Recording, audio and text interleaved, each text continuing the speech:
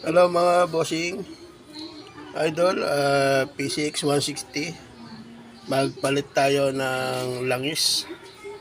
Ito, tanggalin ko muna tong dipstick para lumabas yung lahat ng langis. Ayan pa. Tinanggal ko muna. Ito, may pangsahod na ako.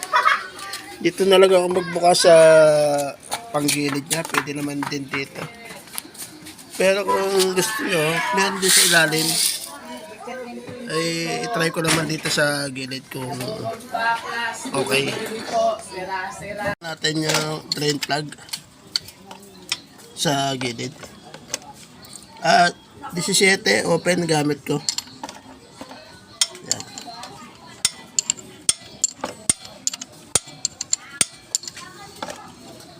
Pwede na siguro kamayin.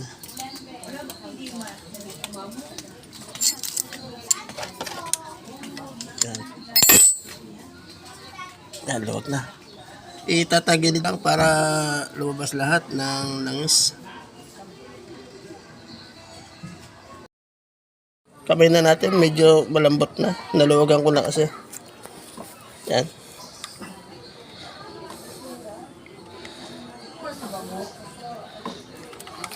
Yan. Parehas lang pala to ng ng Yamaha. Meron din siyang filter. Itong PCX 160. Ayan po, natulo.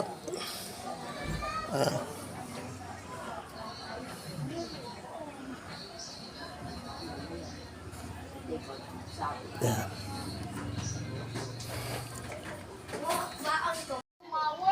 Okay na yung strainer na punasan ko na, malinis na.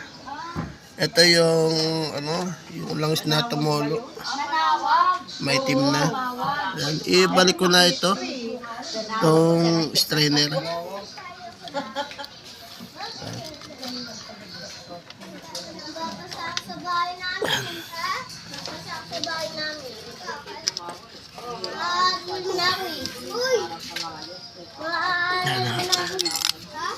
Tamang higpit lang yung gagawin natin para di ma-lost thread. Yan, okay na. Nabuksan ko na yung langis. Natanggal ko na yung tarik. Tusukin ko na lang para bumukas. Yan. Bali, lang to. 800 ml. Gamitan natin ng ng ibudo. Dahil malalim yung lagayan ng niya, langis. Ayan po. Isalin na natin yung langis. Dahan-dahan lang para hindi matapon. Ayan na po. Yan, dahan-dahan lang.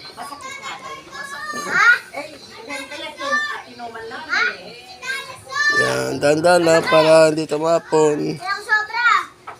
Yan po. Yan guys, naisalin ko na yung langis. Ibalik ko na yung niya, dipstick. Yan, ibalik na natin. Yan.